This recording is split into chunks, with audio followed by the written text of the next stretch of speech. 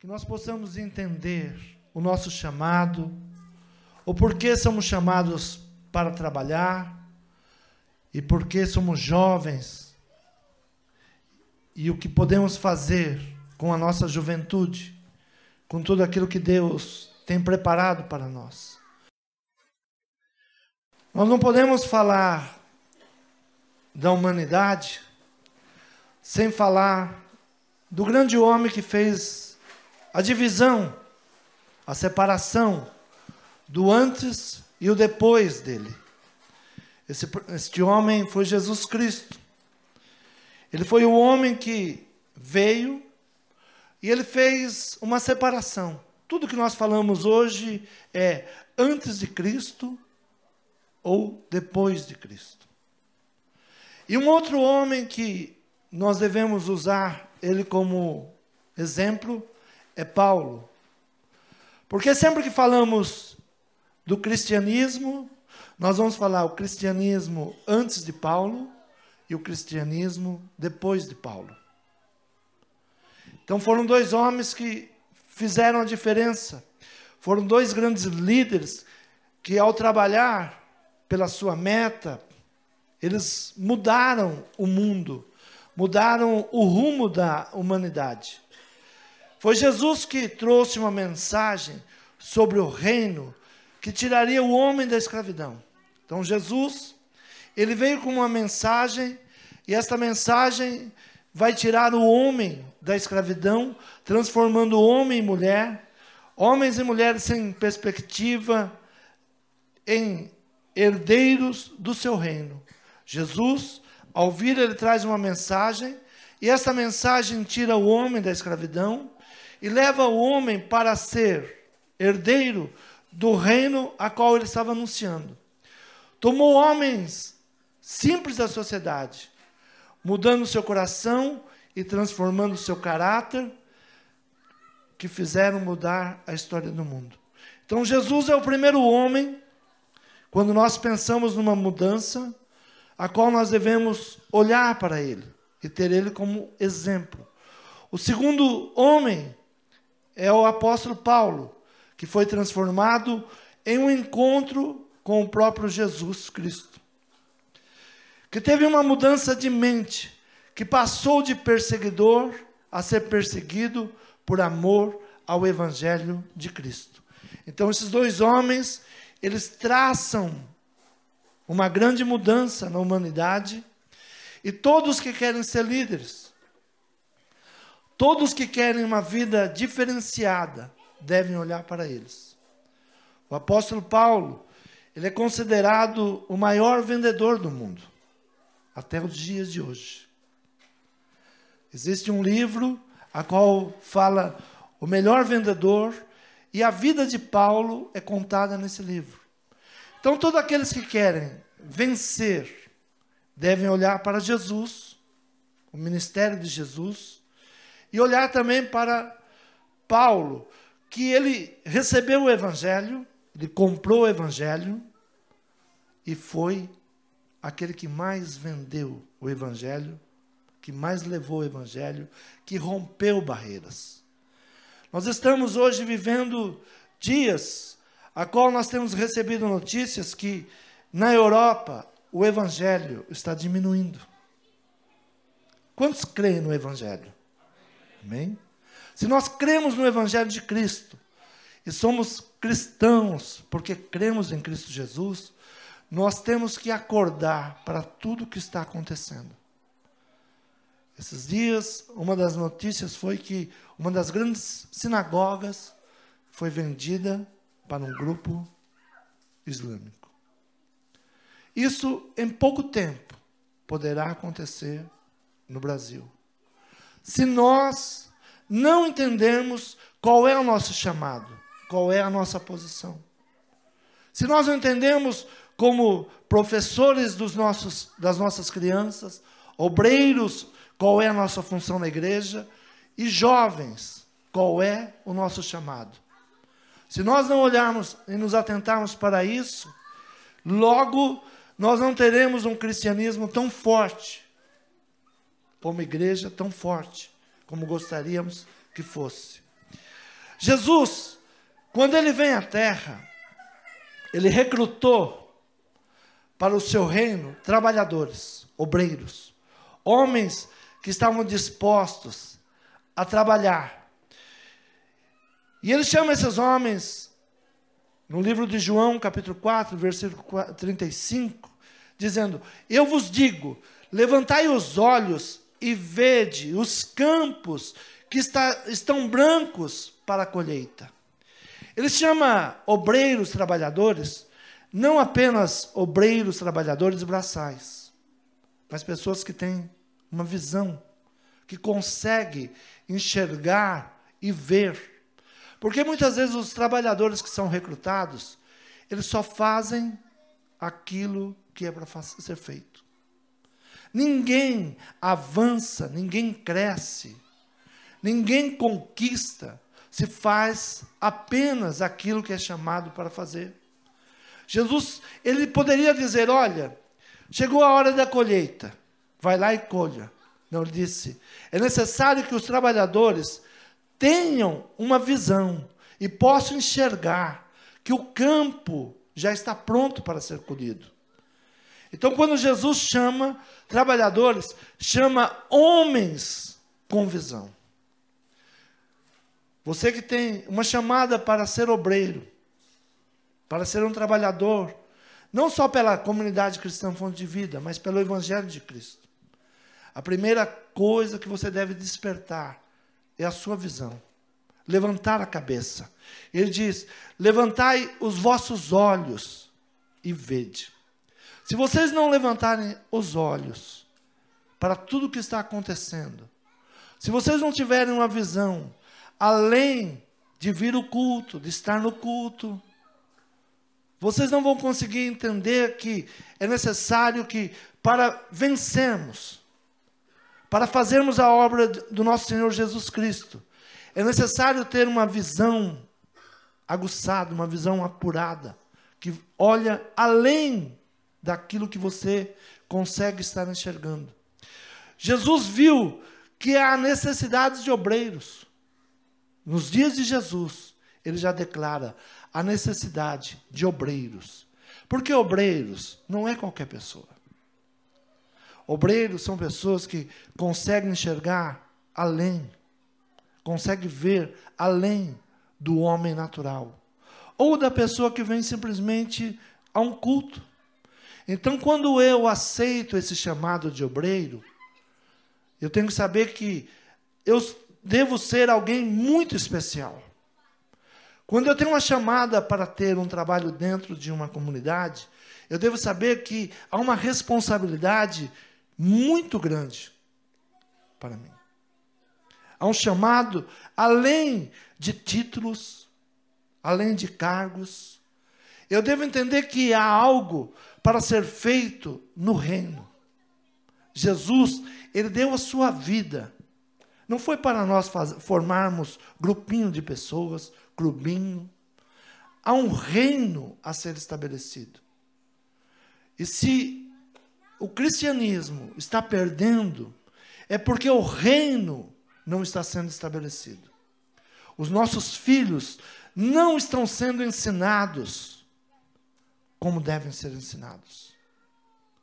Os nossos filhos estão crescendo sem convicção do cristianismo. Então é necessário rever o nosso método de ensino aos nossos filhos. Mas obreiros que levantem os olhos e que tenham a visão para a grande colheita. João usa para um avanço do evangelho e do reino de Deus a força dos jovens. A primeira pessoa a falar que os jovens são fortes foi João.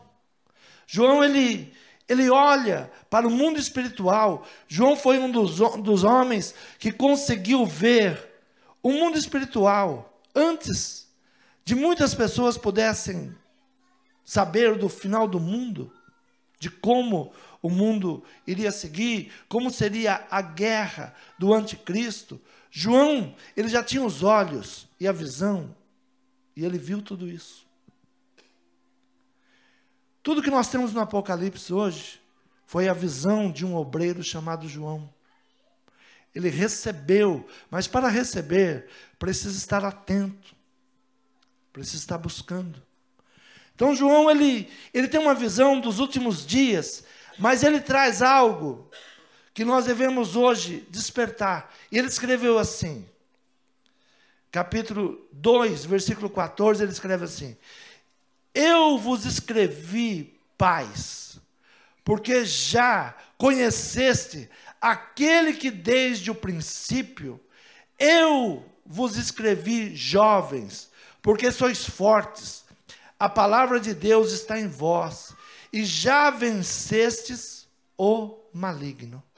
Ele chama pais e chama jovens. Mas ele diz algo sobre os jovens: vocês são fortes. E o inimigo, ele quer de todas as formas que você, jovem, se sinta fraco, incapaz, sem condições. Hoje eu vejo uma geração que chega com 30 anos e ainda não está capaz. Uma geração que chega a 30 anos e não sabe o que vai estudar ainda. Nós estamos aceitando algumas imposições do mundo para a nossa juventude, para os jovens, que não é para vocês. Vocês devem ser determinados, focados. Não pode aceitar o que o mundo está querendo que vocês sejam. O mundo, ele tenta dizer que vocês ainda são fracos, que vocês ainda são incapazes. Eu venho de uma geração que, com 16 anos de idade, eu já dirigia mais de 10 homens, com 16 anos. Eu já era líder de homens casados, com 16 anos de idade. Tomava conta da empresa familiar, mas aquela empresa familiar dependia das minhas decisões, com 16 anos de idade. E hoje eu vejo jovens com 30 anos de idade que não sabem, e às vezes até casados, não sabem qual a direção que vai. Às vezes nós vemos jovens na faculdade e sem saber ainda o que vai fazer. E quando chega na faculdade, por não saber quem é, o mundo consegue mudar a mentalidade dele. Quantas pessoas começam a fazer uma faculdade e saem da faculdade ateus? Porque nós não tivemos convicção de ensiná-los, e lá fora vão ensinar o que nós não ensinamos. E por eles não ter uma visão forte, por eles não serem isto que João fala, João diz: eu vos escrevi jovens, porque sois fortes, e a palavra de Deus está em vós, e já venceste o maligno. Amém? Essa é a visão de João para os jovens. E saber que é isso que você é como jovem. Quem é você? O que você vai fazer? O que você quer? Quais são as convicções que você tem? Será que lá fora vão conseguir mudar a sua mentalidade? Será que lá fora vão conseguir mudar tudo aquilo que, ou bem ou mal, você aprendeu sobre o cristianismo? Ou bem ou mal te ensinaram na escola para crianças? Ou você tem uma convicção já formada? Porque a palavra de Deus não aceita que você seja fraco. A palavra de Deus não aceita que os jovens sejam fracos. Os jovens, eles devem se revestir dessa palavra. Já vencestes o maligno. Quantos jovens estão hoje sendo vencidos pelo mal? Quantos jovens estão sendo hoje bombardeados pelo mal? Dentro da igreja. Dentro das igrejas. Então, o apóstolo João, ele já via isso porque ele era um obreiro de visão. Ele era um obreiro que não tinha uma visão errada dos jovens. Às vezes, os pais têm uma visão errada dos jovens. E aceitamos aqueles que têm uma visão errada dos jovens ministrarem sobre a nossa casa. Ah, meu filho ainda não está preparado. Ele já tem 30 anos, mas ele não sabe o que faz ainda. É uma mentalidade mundana, do mal. Se você tem a mesma visão do nosso Senhor Jesus Cristo, se você tem a visão do que Deus tem da família, não aceite isso. Eu tenho ministrado aqui, uma mãe judia, ela já ministra para o seu filho, quando ele está mamando no seu seio. E ela já vai ministrando o que ele vai ser. Nós temos tido ensinamentos errados. Ah, meu filho vai decidir o que ele vai ser. Não. Decida por ele. Você é autoridade sobre a vida dele. Há muitos jovens que estão perdidos porque os pais não decidiram o que o filho seria. Se você ministrar para o seu filho, quando ele está ainda criança, ele vai ser aquilo que você ministrou. Você é autoridade. E eu estou falando isso para os jovens, porque eles terão filhos. E se for nessa mentalidade que a minha geração foi, os seus filhos serão bem mais fracos do que vocês. Vocês querem os seus filhos mais fracos? Então, para que os seus filhos sejam fortes e vivam exatamente isso que o apóstolo João ensina, vocês devem mudar a mentalidade. Mudar para vocês mesmos agora. Algo muito importante de se fazer é olhar no espelho e declarar a bênção sobre a sua vida. Não aceitar o que o mundo está dizendo. Não aceitar que o mundo está ministrando para você. Que você é fraco, que você não vai conquistar, que você não pode. Quantas vezes nós precisamos de jovens? E os nossos jovens, nós precisamos tratar eles como se fossem crianças, oferecer uma pipoca, oferecer um cineminha, oferecer um passeio, para que eles entendam que há um cristianismo. Jovens fracos, que precisa de atrativos para servir a Deus. Eu estou fazendo essa chamada, porque esses dias eu ouvi algo que eu nunca ouvi.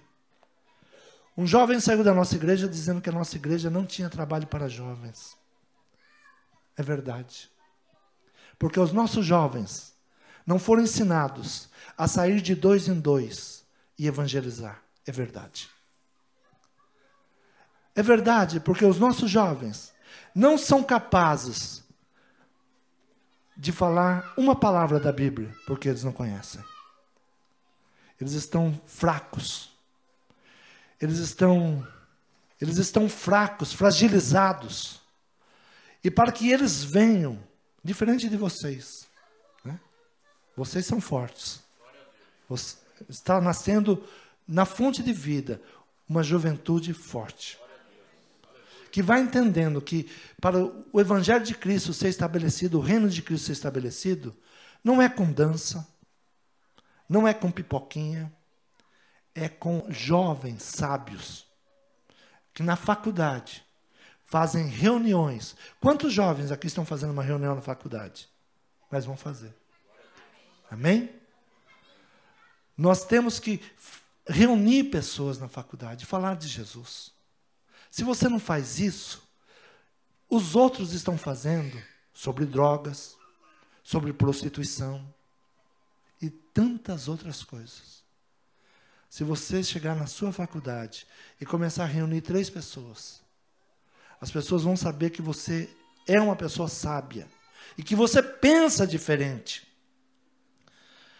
Eu vos escrevi, jovens, porque sois fortes, e a palavra de Deus permanece em vós, e já venceste o maligno. Paulo vai buscar um exército de pessoas capazes de levar seu intento e de avançar no reino de Deus. Paulo, quando ele recebe o Evangelho de Cristo, ele entendeu que ele não poderia ser igual a Pedro. Às vezes as pessoas falam assim, no começo do cristianismo já houve divisões, já houve separações. Mas eu não sei por quê as pessoas acham que nunca haverá separação. Que o reino de Deus não tem que ter separação. Desde o princípio, eu estou escrevendo um livro que se chama A Eira de Deus. Na eira de Deus tem separação. Tudo deve ser separado. O joio vai ser separado do trigo. As luzes não combinam com trevas. Pecador não combina com santo. Então, em tudo tem que haver separação. Se nós não nos separarmos de pessoas malignas, nós devemos pregar para elas, mas não viver com elas. Não gozar do mesmo intento delas. Mostrar a elas que nós somos diferentes. Então, se nós queremos famílias abençoadas, e aqui eu vejo bastante jovens, né, que vão formar famílias. Para os casais eu preguei, a última palestra foi entrando na tenda de Sara, vendo o que tem de errado na casa do pai, e não trazendo para o novo casamento. Se vocês vão casar, né, jovens que vão casar, jovens que estão se preparando, já devem aprender a discernir o que serve e o que não serve. Porque não é depois que casa que vai resolver os problemas. Quantas pessoas foram resolver problemas depois que casou? Depois que casou. Então, Paulo, ele levanta um tipo de pessoas, ele vai buscar um exército. Porque o apóstolo Pedro, ele pensava o seguinte, não, o evangelho é só para judeus. E o apóstolo Paulo, ele diz, não, vou levar o evangelho para todos. E ele chega em diversos lugares. Outro dia, uma pessoa chegou para mim e disse assim, pastor, eu estou trabalhando numa empresa, e lá tem muitos macumbeiros. O que o senhor acha? Eu devo sair de lá? Não. Você deve ser luz, onde as pessoas não conhecem a luz. Ah, mas aquelas pessoas me perturbam, aquelas pessoas fazem isso, fazem aquilo. O que Paulo fez quando chegou em uma cidade onde havia uma deusa Diana? Ele fugiu da cidade? Ele buscou uma estratégia de Deus para vencer aquele lugar. E havia tanto culto a Diana que os templos de Diana foram à falência por causa de Paulo. Será que nós estamos levando bailes à falência? Será que nós estamos conseguindo tirar jovens do ponto de tráfico? Será que nós estamos quebrando os pontos de tráfico com o nosso evangelho?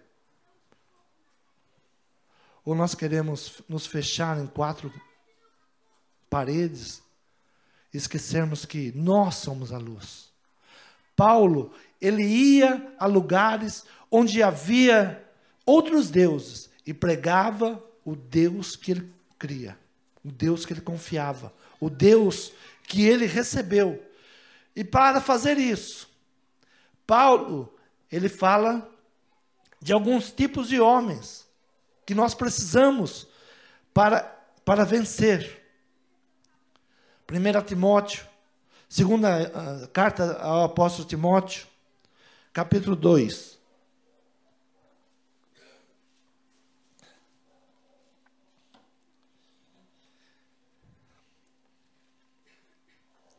Ele vai falar de homens. Diz assim, tu, pois, meu filho, fortifica-te na graça que há em Cristo Jesus. E o que de mim, entre muitas testemunhas, ouviste, confia a homens fiéis, que sejam idôneos, para também ensinarem a outros. Ele chama Timóteo o seu discípulo. Hoje, nós estamos procurando discípulos. Não para ter títulos, mas discípulos para continuar uma obra, para fazer a obra de Deus. E ele chama o jovem Timóteo. Timóteo era um jovem. Ele chama o jovem Timóteo. E ele diz: sofre, pois, comigo as aflições, como um bom soldado de Jesus Cristo. Ninguém que milita se embaraça com o negócio dessa vida, a fim de agradar aquele que o alistou para a guerra. Então ele chama soldados. Quantos estão dispostos a lutar, a guerrear? Ah, mas nós não vamos ter guerra. Vocês acham que não? Vocês acham que, com tudo o que estava acontecendo na América Latina, a igreja poderia pregar livremente? Está sendo articulado o reino do anticristo. Tudo que nós estamos vendo no mundo é a articulação do reino do anticristo. Se você quer ir para o céu, se você quer ser alguém realmente que ouve e prega a verdade, começa a se preparar como um bom soldado. Deixa de brincar de ser crente. Deixa de brincar de obreiro. Mas começa a se preparar. Começa a se preparar para uma guerra. E essa guerra é uma guerra espiritual, mas é uma guerra no natural também. É uma guerra no natural.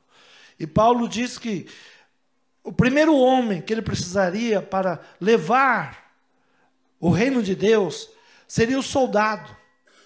O soldado. Alguém que trabalha, alguém que milita. E se alguém milita, e ele chama também o atleta. Para fazermos a obra de Deus, nós precisamos sermos atletas. Estarmos preparados. Sair, saber que há um resultado. Ele usa o atleta, porque não há um atleta que não se prepara. Alguns anos atrás eu escutei sobre uma entrevista do Kaká. Kaká foi um dos melhores jogadores do São Paulo. Eu sei que os corintianos ficam com raiva, né? Mas ele foi um dos melhores jogadores do Brasil. Do mundo, né? Chegou a ser do mundo, né? Em uma das suas entrevistas ele diz assim: quando todos vão embora, acaba o treino, todos pegam seu carro e vão embora, eu permaneço treinando por mais 2 horas. Por mais 2 horas. Então, se você quer ser um bom obreiro, um bom professor, um bom jovem, porque nós esperamos em vocês, jovens, porque vocês serão os pastores de amanhã. Serão os pastores de amanhã. E ser pastor não é largar tudo e vir para a igreja, não. Ser pastor, Deus precisa de pastor em Brasília, Deus precisa de pastor nas Forças Armadas, Deus precisa de pastor nas empresas, em todo lugar Deus precisa de pastor. Quando ele não tem, ele levanta Ciro. Ele não vai deixar de fazer a obra dele por sua causa ou por causa minha. Quando ele não tem alguém que seja fiel a ele, ele levanta quem ele quer. Mas, no Congresso, quantos que estão aqui hoje já deveriam estar se preparando para ser um bom político? Pararmos de reclamar dos nossos políticos. Desde que me conheço por gente, a gente reclama de político. Mas se nós realmente tivermos filhos e preparar os nossos filhos para ser governador, para ser presidente, para ser um bom deputado, nós vamos mudar esse país. Então Paulo, ele chama um atleta, alguém que está disposto a fazer além daquilo que tem feito. Eu lembro que alguns anos atrás eu fiz uma reunião com os obreiros e falei assim: obreiros, eu só queria fazer um pedido para vocês. Faça um pouquinho mais do que você está fazendo. Quantos lembram disso? Quantos fizeram? Fazem 3, 4 anos isso. Chamei os obreiros e disse: eu não peço muito para vocês. Eu peço que vocês façam um pouco mais do que vocês estão fazendo. Um pouquinho mais, não precisa muito. Para que a obra cresça, para que nós venhamos avançar. Mas nós não damos crédito quando Deus fala. E fomos atacados várias vezes. Sofremos ataques terríveis, porque não entendemos as guerras que nós estamos vivendo. Então Paulo chama o atleta, porque o atleta, se ele quer ganhar, ele vai sempre fazer um pouco a mais. Sabe como é que se quebra recorde? Pessoa que salta a altura. Várias. O técnico põe um limite. A pessoa vai lá e atinge aquele limite. Mas ele mesmo agora tem que quebrar o seu próprio recorde. E às vezes quebrar o seu recorde é 2 milímetros, 3 milímetros a mais. E pensa que para ele pular 2, 3 milímetros a mais, é só ele falar, eu vou pular 3 milímetros a mais? Não. Ele vai meses, às vezes anos de treinamento para conquistar aquilo. Então, quando eu chamei vocês para fazer um pouco a mais, é porque eu sei a dificuldade de fazer um pouco a mais. Mas se você não decidir fazer um pouco mais e se disciplinar para fazer um pouco mais, você não vai avançar. Pelo contrário, vai recuar. Vai cada vez saltar menos, cada vez correr menos, cada vez conquistar menos. Então, Paulo chama o atleta porque ele quer alguém que tenha objetivo, tenha meta. Jovens, se você não estabelecer uma meta, o que você vai ser daqui 5 anos, você não vai conquistar nada. As grandes empresas, quando você vai entrar, a primeira pergunta que ela faz, onde você vai estar daqui 5 anos? Se você não tiver uma meta para daqui 5 anos, as grandes empresas não te contratam. Se você não tem uma meta do que você quer daqui 5 anos, você não entra numa grande empresa. Ou você pode ser sei lá, né? Não é assim? Sei lá. Os jovens geralmente falam assim, sei lá. O que você vai ser daqui 5 anos? Sabe que eu não sei? É? Ou você estabelece uma meta, aonde você quer chegar, onde você quer ir. Tudo o que eu estou falando não é só para o cristianismo, porque o cristianismo, ele é tudo. Ele é tudo. Quando Jesus trouxe o reino, ele falou sobre todas as coisas. Sobre todas as coisas. O cristianismo, ele engloba tudo. Você não é cristão apenas por vir na igreja. Eu não sou cristão apenas por vir na igreja. Eu preciso ter uma família abençoada. Eu preciso ser um homem digno. Eu preciso vencer em todas as áreas. Todas as áreas. Eu preciso trazer o evangelho dentro de mim. E Paulo fala também do trabalhador. Ele fala do soldado, do atleta e do obreiro, que trabalha por resultado. Ele diz, o lavrador que trabalha deve ser o primeiro a gozar dos frutos. A primeira pessoa a gozar do seu resultado é você. A primeira pessoa a gozar do avanço que você conquista é você. Porque não tem coisa melhor do que você conquistar. Do que você ser alguém. Se você esperar os outros reconhecer que você é alguém, pode demorar muito tempo. Mas quando você sabe que a sua meta você está atingindo, que você sabe de onde você saiu, e onde você está agora, e onde você quer chegar, cada conquista, você vai vibrar. Não espere os outros vibrar por você. Faça as suas próprias metas. Por isso Paulo diz, o obreiro, ele é digno, ele trabalha, ele milita para gozar dos seus frutos, e frutos são resultados. Esses 2 líderes, Jesus e Paulo, tinham um objetivo central para estabelecer o reino. Jesus, Ele não veio sem saber o que ele queria. Primeira coisa.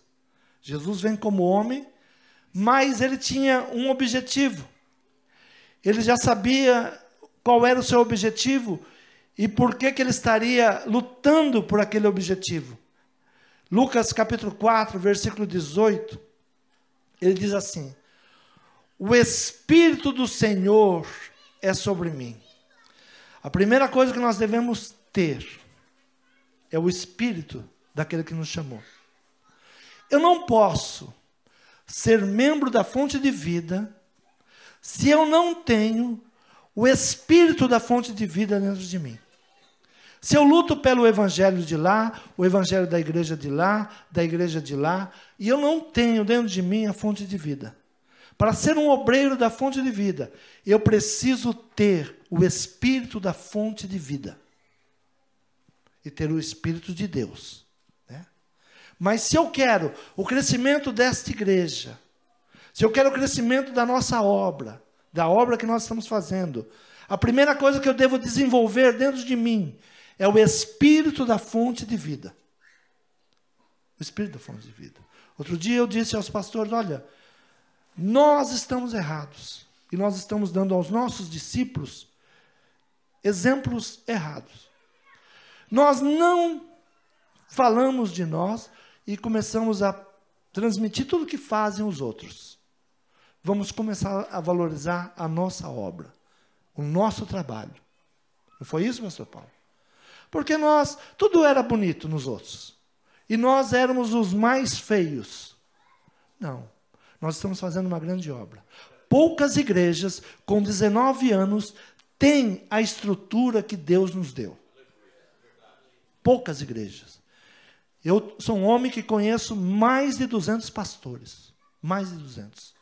Dos 200 que eu conheço, mais de 90% ainda não tem uma igreja com sede própria. Então nós temos um potencial. Não estou falando que eles são piores do que nós, mas nós temos que aprender a valorizar o que nós temos. Então Jesus, quando ele vem, a primeira declaração dele, ele diz, o Espírito do Senhor está sobre mim. Ele falou de onde ele veio, quem era o seu Senhor e qual era o seu objetivo. Ele poderia falar de Sócrates, ele poderia falar de tantos outros. Mas ele disse, o Espírito de Deus está sobre mim. E eu tenho um objetivo. E o objetivo que eu tenho, eu vou colocar em prática. Pois me ungiu para evangelizar os pobres. Ele diz, eu fui chamado para evangelizar. Quantos foram chamados para evangelizar? Deus tem te chamado. Você foi chamado. E o objetivo é esse, evangelizar. Pobres são pessoas que estão necessitadas. Não só financeiramente, não. Necessitadas de sabedoria. O que mais falta hoje no mundo é sabedoria e inteligência. Não é dinheiro. Não é dinheiro.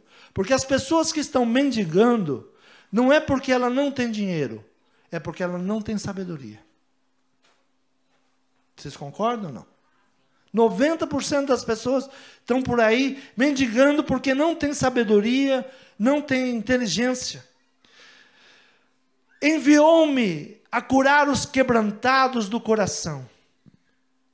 Curar o coração, curar os pensamentos. Se nós não curarmos os pensamentos, coração é tudo com pensamento. Quando a Bíblia fala de coração, está falando de pensamentos. O que mais dói hoje é ver jovens com pensamento distorcido. Não sabem o que é família, não sabem o que é lutar por algo melhor, famílias destruídas. Tudo isso porque o pensamento está quebrado. A mentalidade está enferma. Então, Jesus ele veio exatamente mudar toda essa situação. E ele diz, dar vista aos cegos. Eu comecei essa palavra dizendo que os obreiros, eles têm que ter uma visão diferenciada. E Jesus ele disse, eu vim para dar vista aos cegos. E o pior cego é aquele que tem olho, mas não vê. Porque tem pessoas que têm olhos, mas não vê. Não consegue enxergar nada. Não consegue ver nada. O apóstolo Paulo, ele chama para um diferencial. O apóstolo Paulo nos chama para uma diferença de culto. Capítulo 12, ele diz assim: apresentai os vossos corpos em sacrifício vivo, vosso culto racional. Culto racional é um culto que tem intelecto, que tem pensamento, que tem sabedoria, que tem inteligência. É um culto racional. Não podemos sermos cristãos sem ter um intelecto, sem pensar, sem ter uma estratégia de crescer a obra de Deus, sem ter uma estratégia de ganhar a nossa casa. Eu estou orando, mas toda oração precisa de ação. E se não tiver um culto racional, se não tiver um intelecto, nós não ganhamos nem a nossa própria família, nem os nossos filhos, nem a nossa mulher, nem o esposo. Porque falta um culto racional, falta intelectualidade, falta o intelecto, falta pessoas que pensem, pessoas que façam da maneira diferente. E ele diz: renovação do entendimento. Não vos conformeis com este mundo, mas transformai-vos pela renovação do vosso entendimento. Então, renovar o entendimento, renovar a maneira de entender as coisas. Esses dois líderes transformaram o mundo. Com Jesus temos a humanidade antes e depois. Jesus, ele teve um ministério de 3 anos. Eu já estou com vergonha. Eu tenho 19. Quantos estão com vergonha já? Né?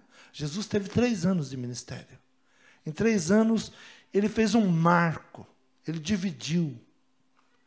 E não é que não tinha igrejas, que não tinha templos, que não tinha rabinos. Tinha. Mas ele veio com uma meta. Ele veio estabelecer o reino. Ele veio com um pensamento diferenciado. Ele veio com outro pensamento. Com Paulo, temos o evangelho antes e depois. Paulo evangelizou toda a Ásia. E também não demorou muitos anos, não. Quantos anos? Ninguém sabe, né? Quantos anos Paulo usou para ganhar a Ásia? Eu também não sei, mas vou procurar. É bom quando a gente não sabe. Diga: quando eu não sei, vou aprender. É a melhor forma de ficar sabendo. Quando não sabe, vai procurar saber. Sabe por que muitas vezes nós não sabemos as coisas? Porque a gente não sabe e não procura saber. Mas eu vou deixar essa dúvida aqui. Quantos anos Paulo precisou para ganhar a Ásia? Quantos anos? Te garanto que não foi 19 anos, não. Eu sabia, mas não sei mais. Esses homens criaram riquezas. Esses homens criaram riquezas. Paulo criou riquezas. Ou não? A igreja de Roma, que está de pé até hoje, é a igreja mais rica que existe. Ou não? É. A igreja mais rica. É frutos do evangelho de Paulo. É a igreja mais rica. Esses homens criaram riquezas. Esses homens ensinaram as pessoas a adquirir riquezas.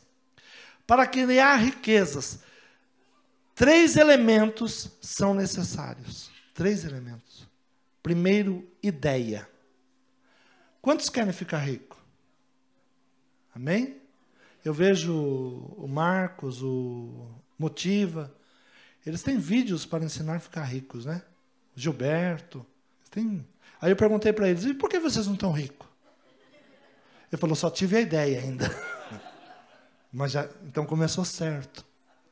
Sabe o caminho. Porque se não tiver ideia, não fica rico.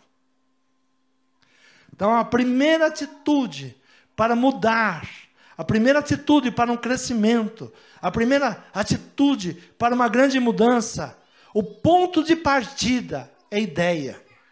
Se você não desenvolver uma ideia, se você não pegar aquilo que você está fazendo, cadê o nosso irmão Mateus? Quantos anos você tem, Mateus? 19 anos.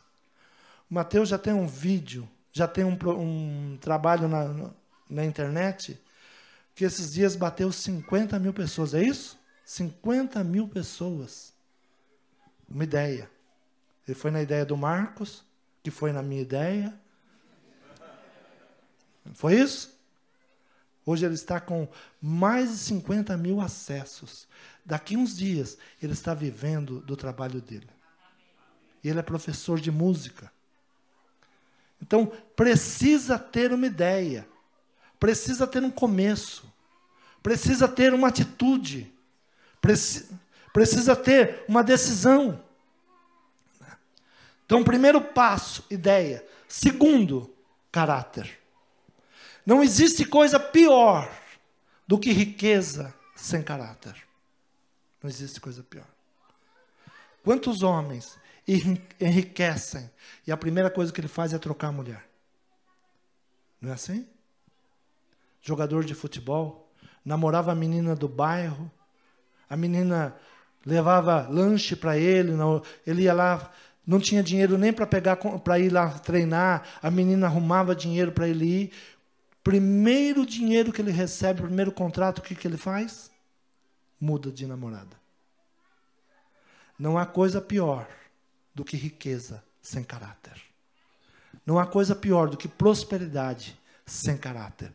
Então, o segundo ponto para adquirir crescimento, adquirir riquezas, conquistas, é caráter. Não dá para ser obreiro sem caráter. Se nós queremos uma igreja forte, queremos uma igreja crescente, não dá para ter obreiro sem caráter. Não dá para ter obreiro. Este ano foi um ano de fazer muitas separações. O ano passado. Tirar muita gente. Muita gente que, ao invés de ajudar, estava atrapalhando. Muita gente que, ao invés de querer cura, estava adoecendo gente. Então, é o tempo de separar. Não dá para ter obreiro sem caráter. Não dá para ter obreiros que querem usufruir das bênçãos, mas o seu caráter é terrível. Terceiro, governo. Não dá para termos uma igreja forte sem governo, sem administração. Então, 3 coisas são muito importantes para vocês que são obreiros e jovens. Primeira coisa, ideia. Todo dia eu preciso ter uma ideia. Todo dia. Todo dia eu preciso pensar em algo novo. Porque o dia é diferente de ontem. Eu não posso viver com aquilo de ontem. Todo dia você precisa buscar algo novo, uma ideia nova. Mas todo dia também, você precisa cuidar de algo chamado caráter. Não existe nada pior do que um jovem sem caráter. Não existe nada pior do que alguém que vai administrar sem caráter. Então, quando chamamos obreiros e jovens, nós queremos que vocês desenvolvam ideias, desenvolvam caráter e que comecem a governar a si mesmo. Aquele que não governa a si mesmo, não dá para governar outros. Quando chama-se obreiro, diz assim: aquele que administra bem a sua casa. Marido de uma única mulher. Então, a primeira coisa, para ser um obreiro, precisa governar bem a sua vida, a sua casa. Ser obreiro aqui dentro, irmãos, é a coisa mais fácil. Né? Fácil. Subir aqui, até eu que não sei falar, falo. Né? E vou falar para vocês. É que eu estou ficando velho, né? Eu não estou assim, Paulo. É que você fica com medo, né? Mas nós estamos ficando velhos, sim. Alguns anos atrás, falaram assim, olha, eu não sabia falar, e fazia tão pouco tempo, né? Eu tinha 20 anos, e um pastor falando assim para mim, você nunca vai ser pastor, porque você não consegue falar, você não sabe nem falar. Olha, aquilo foi para mim um desafio. Eu voltei para casa e falei assim, eu vou ser um grande pastor. Então, quando você recebe um não, faça um desafio. Né? Torne aquilo um desafio para você. O não é a melhor forma de você se fortalecer e vencer. Os jovens hoje não podem ouvir não, né? É uma geração que está sendo criada com sim. Se a mãe fala não, apanha. Os professores apanham e algumas mães estão com medo de apanhar. Não é assim? É. Eu sei que não é o auxílio de vocês, né? Graças a Deus, né? Ensinar. Então, Paulo, ele fala de homens que vão crescer. E algo que nós precisamos buscar. Quantos precisam de dinheiro para serem felizes? 1, 2. Quem acha que o dinheiro não traz felicidade? Não traz? Sim ou não? Traz. Dinheiro traz felicidade, sim. Mas ele não sustenta a felicidade. Porque você precisa ganhar dinheiro. Você precisa saber ganhar dinheiro. Mas precisa ter sabedoria para usar. E algo mais importante que o dinheiro. Um homem que teve muito dinheiro foi Salomão. E ele dá um conselho. Ele diz que, Provérbios 4, versículo 7, ele diz assim, a sabedoria é a coisa principal, adquire. Pois a sabedoria, sim, com tudo o que possuis, adquire o conhecimento. Exalta, e ela te exaltará. Abraçando, ela te honrará. O dinheiro não te traz honra. O dinheiro ele manda buscar muitas coisas, mas honra não. Ele traz bajulação, honra não. Tem muitas pessoas, porque você tem dinheiro, vão te bajular. Mas honra é diferente. Então, ele diz que a melhor coisa a ser buscada é a sabedoria. Quantos de vocês estão esperando um mundo melhor? Quantos esperam um mundo melhor? Amém? Quantos acham que o mundo vai melhorar? Amém. A minha Bíblia diz que não. Eu não sei se a Bíblia que vocês usam diz que o mundo vai melhorar. O mundo vai melhorar? A Bíblia diz que não. O mundo não vai melhorar. Uma sociedade melhor. Uma igreja melhor. Vocês que esperam isso estão esperando errado. Porque a missão do mundo não é mudar, e sim mudar para que todos se tornem iguais, subjugados à sua forma. O mundo não vai melhorar. O mundo tem uma tendência a piorar. A igreja, ela tem uma tendência a entrar no modismos. Mas, se nós acharmos que o mundo vai melhorar por si mesmo, não vai. Não vai. E a Bíblia diz que não vai. Mas a Bíblia diz que há uma diferença para os que servem a Deus e para os que não servem a Deus. Há uma diferença. Há um diferencial. Esses que servem a Deus comerão o melhor da terra, se quiser. Se quiser. Então o mundo não vai melhorar. Se nós esperarmos o mundo melhorar para nós melhorarmos, não vai ter isso. Agora, com certeza, eu preciso ser melhor para melhorar o meu mundo, pelo menos a minha família, a minha casa. Eu posso influenciar o mundo, mas há uma tendência do mundo nos influenciar. O mundo, Paulo disse exatamente isso. Não vos conformeis, não tomem a forma do mundo. Não é estar em conformidade, ficar conformado que o mundo não vai mudar. Mas eu posso mudar. Ele diz, mas mudai o mundo, mudai a situação, pelo entendimento da vossa mente, pela mudança de pensamento, pela mudança da maneira de pensar, da maneira de agir. Nós podemos mudar o mundo. Mas se esperamos que o mundo vai mudar e nós vamos nesse embalo e sem fazer nada, nós seremos engolidos com o mundo. As igrejas hoje estão tomando a conformidade do mundo. Estão sendo conforme o mundo. É por isso que a gente ouve igreja de homossexuais, igreja de pastora lésbica, porque está tomando a forma do mundo. Tomando a forma do mundo. E nós vamos vendo igreja para todo tipo que quiser. Para todo tipo que quiser. Para todo tipo que quiser. Então haverá uma conformidade, mas nós temos que não aceitar. Daniel, que é o tema da nossa palestra, ele foi um jovem que foi levado escravo.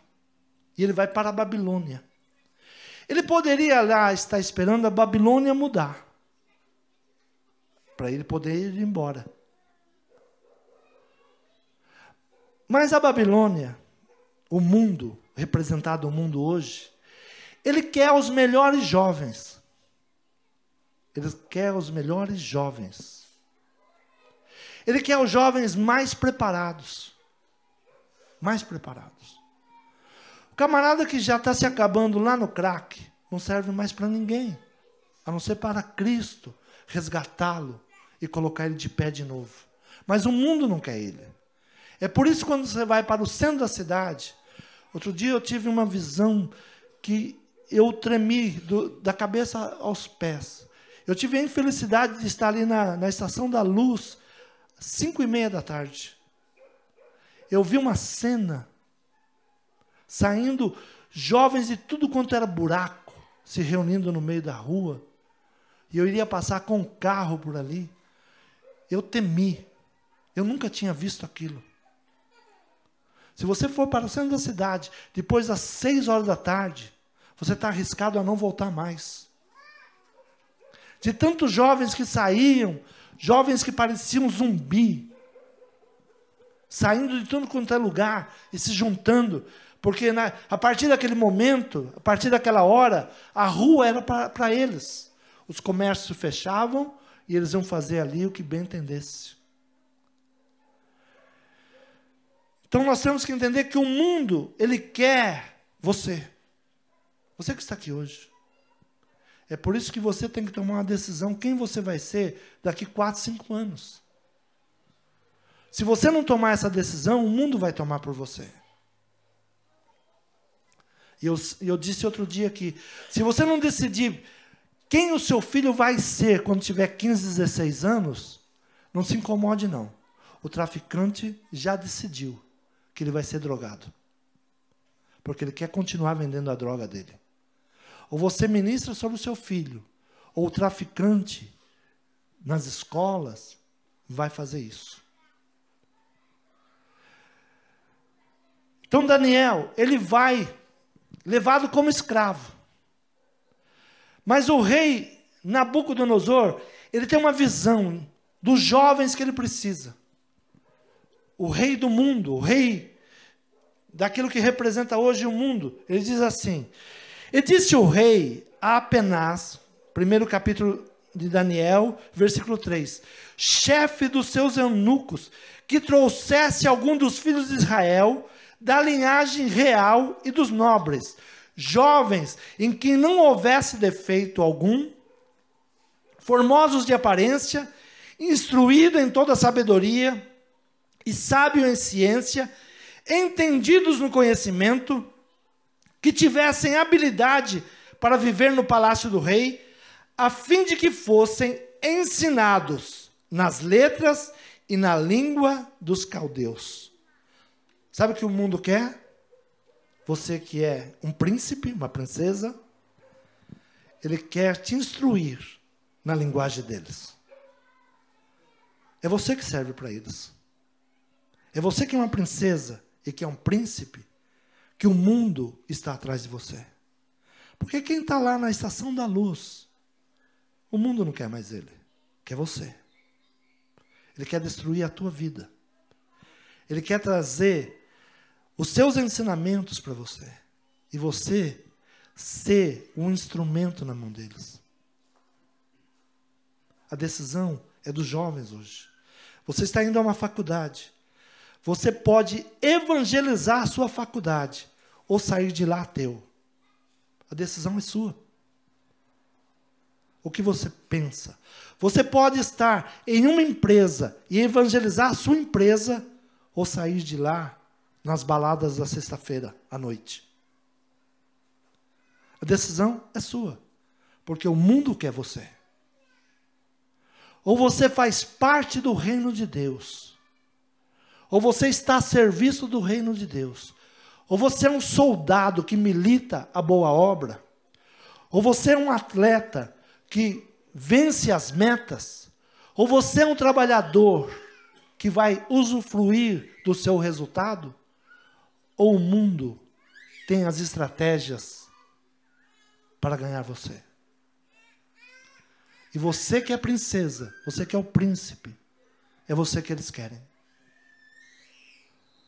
É você que eles estão chamando.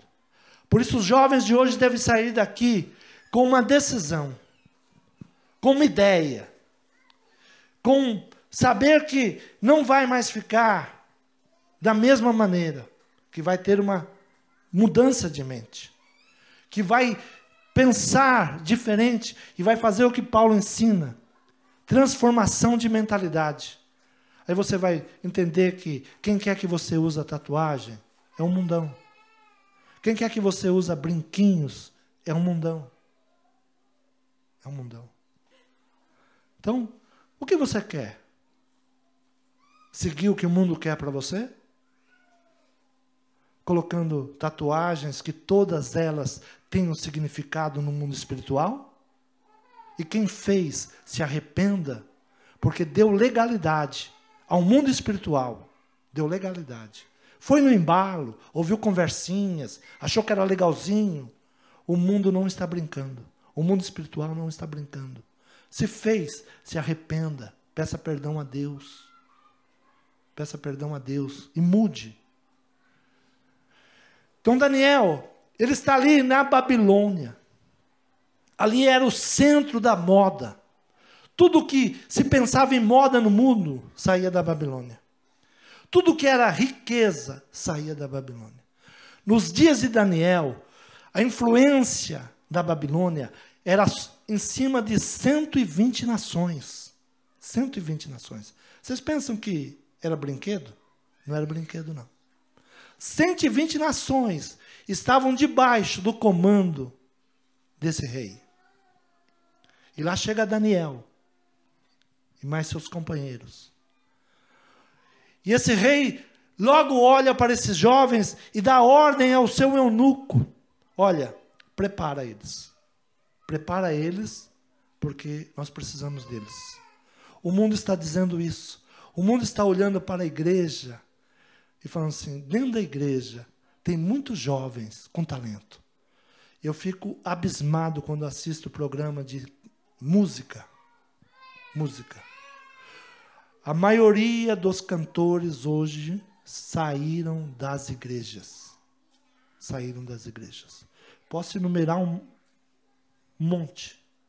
Um monte. Saíram das igrejas. Grupo de louvor, se não tiver preparado, só cria cantores para o mundão. O estilo de show dentro da igreja só criou gente para o show. não para louvor e nem para adoração. Esses dias eu vi um jovem postar, um jovem de 20 anos. Eu choro quando eu ouço um hino da harpa. E fico triste quando eu ouço alguns grupos evangélicos.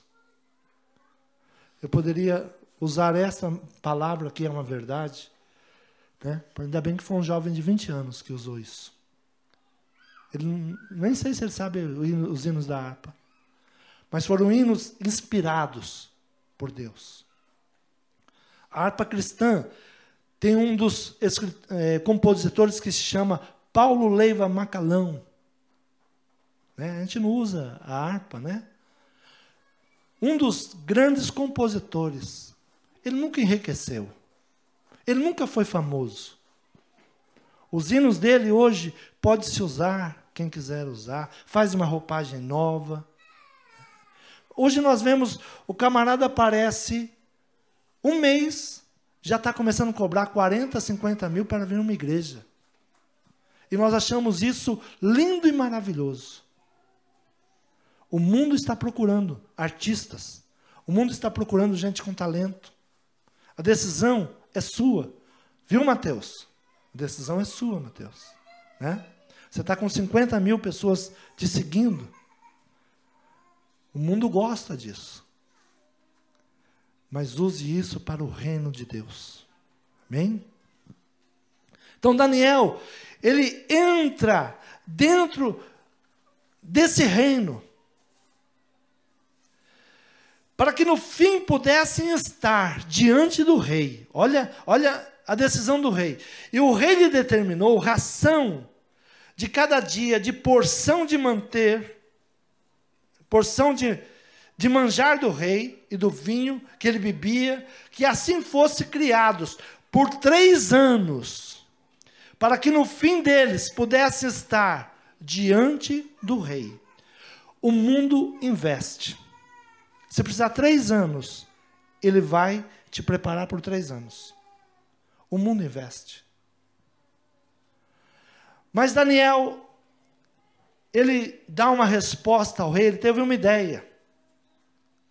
Por isso que eu falei que 3 coisas para enriquecer: ideia, caráter e governo. Se você não tiver uma ideia, a ideia dos outros vai prevalecer sobre você. E você será sempre um escravo da ideia dos outros. Por isso, a melhor coisa para buscar sabedoria e inteligência. Quantos querem governar? Governo sem caráter. É o que nós vimos aqui no nosso país esses dias, né? Governar por governar? Não. Tem que ter caráter. Então, Daniel tem uma ideia. O rei propõe um tratamento de 3 anos. E quando eu falo de caráter, a primeira coisa que ele quis mudar em Daniel foi o nome. O teu nome representa o teu caráter. O mundo sempre vai querer mudar o teu nome. O mundo sempre vai querer mudar, colocar outro nome em você. Outro caráter. Quantos aqui são príncipes e princesas? O mundo vai querer mudar isso. O mundo sempre quer mudar isso. Mas Daniel, ele tem uma ideia. Assentou em seu coração não se contaminar. Diga, assentou. Em seu pensamento em não se contaminar. Veja como o pensamento é algo importante. Se você pensar e for determinado com as coisas de Deus, ninguém vai mudar seu pensamento. Você pode entrar na faculdade, você pode ser um jogador de futebol, você pode ser um músico, você pode ser um empresário, mas se o teu pensamento é o mesmo pensamento de Deus, ninguém vai mudar. Mesmo sendo o rei do mundo. Mesmo que a ordem veio do rei, Daniel, ele pensou diferente. Ele não aceitou aquele pensamento. E assentou em seu pensamento, versículo 8. E Daniel assentou em seu coração, não se contaminar com o manjar do rei, nem com o vinho que ele bebia. Portanto, pediu ao chefe dos eunucos que lhe concedesse não se contaminar.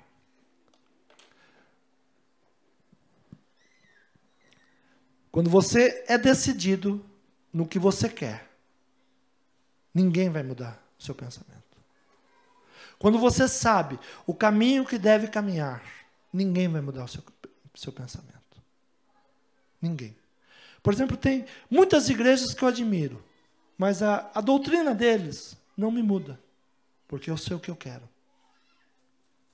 E o que eles oferecem não me serve. Eu estava começando o meu ministério, eu fui para o Uruguai, ouvir um homem chamado Reverendo Moon. Reverendo Moon. Os pastores falaram, não, vamos para lá, vamos ver o que ele quer. Chegando lá, eu fiquei os 3 dias ouvindo aqueles homens falando. E ele dizia que Jesus fracassou. E ele era o Senhor do segundo advento. E foi formando um monte de coisas. Como hoje nós estamos ouvindo um dos grandes líderes de uma igreja falar que Jesus fracassou. É a mesma mensagem. Sabe por que é a mesma mensagem? Porque é o diabo. O diabo quer que você pense que Jesus fracassou. Jesus não fracassou. Ele te deu a vida eterna. Ele deu a sua vida para você.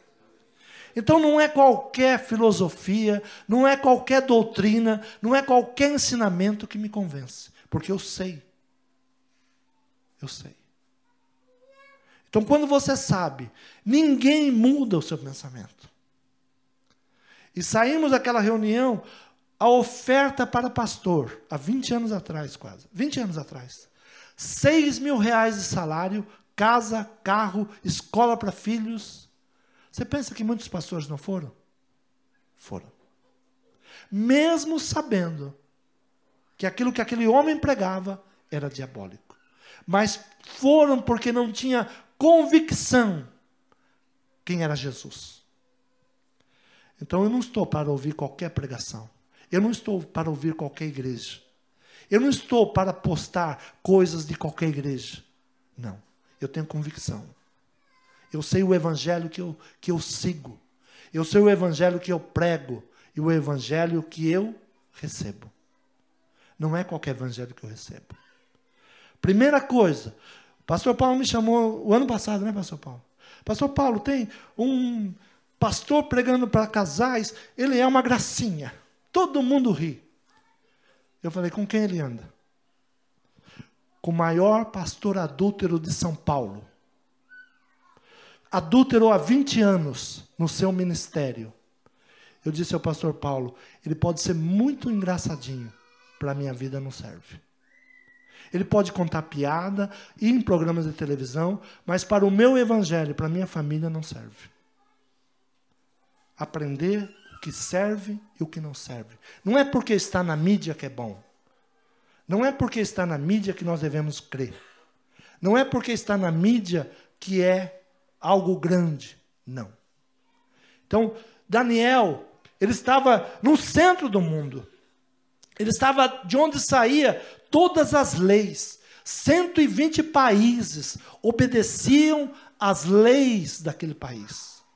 E ele veio da onde? Da pequena Israel, que não queria se submeter a esse rei. E por isso foram escravizados. Por isso foram levados e agora começa a tentar mudar a maneira deles pensarem e a maneira deles falarem. Porque disse assim, o rei, ao fim de que fossem ensinados nas letras e na língua dos caldeus. O mundo quer ensinar a língua deles. Você precisa saber quem você é. Chamei jovens e João diz, jovens, vocês são fortes. Vocês já venceram o maligno. Amém? Mas vencer não quer dizer, se der lugar, ele volta de novo. Ele volta outra vez. Não dê lugar ao diabo. Não dá lugar ao diabo. Se você vivia uma vida errada e o Evangelho de Cristo te resgatou, não volte mais. Não brinque mais com o diabo. Separe dos amigos que um dia te levaram para lá. Separe. Não servem mais para ser os seus amigos. Aprendam isso. Então Daniel, ele traz uma ideia a esse reinado aí, a esse rei. Versículo 12 ele diz assim: experimenta, peço-te, os teus servos 10 dias, fazendo que se nos deem legumes a comer e água a beber. O rei propôs para ele 3 anos. Ele disse: em 10 dias, pelo meu sistema, pelo meu método, eu serei muito melhor. Em 10 dias, eu serei muito melhor. O mundo vai te ensinar em 3 anos. Se você tiver a unção de Deus, em 10 dias, você será muito melhor. Em tudo que você se propor a fazer. Não pense que o mundo tem algo para te ensinar. Não sonhe com os holofotes. Não sonhe. Você pode ser grande dentro da igreja. E você pode enriquecer dentro da igreja. Esse não é o problema. Não é o problema. Você vender muitos CDs não é o problema. O problema é você se deixar dominar pelo mundo que está lá fora. Um mundo onde a maçonaria domina. O mundo dos artistas que nós vivemos, onde a maçonaria domina. Você tem que tomar uma decisão e crer. Ele disse: em 10 dias eu estarei pronto. Diga, ter uma ideia. Caráter. Não se contaminar. E governo. Daniel, ele foi reconhecido naquele governo. Ele se assentou com os príncipes daquele lugar. Versículo 20 diz: em toda matéria de sabedoria e de inteligência, sobre o que o rei lhe fez pergunta, os achou 10 vezes mais doutos do que todos os magos ou astrólogos que havia em seu reino. Esse é o chamado para você. Ser 10 vezes mais sábio, mais inteligente do que o mundo. Não sei qual a profissão que você escolheu. Não sei o caminho que você quer percorrer. Mas eu quero orar por você hoje. Para que você seja esse jovem forte. Que você não se deixe dominar pelo maligno. Que você seja um obreiro eficiente. Um obreiro que tenha ideias, caráter e governo. Que nunca mais eu escute nas nossas fileiras que a nossa igreja não tem trabalho para jovens. Quem quer sair comigo amanhã evangelizar? Pastor Paulo? Pastor Marcos? Pastor Marcos tem usado muitos jovens lá em Suzano. Né, Pastor Marcos? É que ele é jovem, né? Os jovens são inteligentes. Não aceite mais. Não vamos ter festinhas. Não vamos ter pipoquinha, cineminha, enquanto não tivermos uma equipe de jovens fortes. Depois pode ter pipoquinha, pode ter tudo, pode ter o que quiser. Eu não sou contra pipoca, cinema, não. Muito pelo contrário. Eu gosto de cinema, eu gosto de pipoca. Se alguém quiser me convidar para ir para o cinema, filme bom, né? Porque filme ruim também não me leva não que eu durmo. Mas filme bom me chama, né?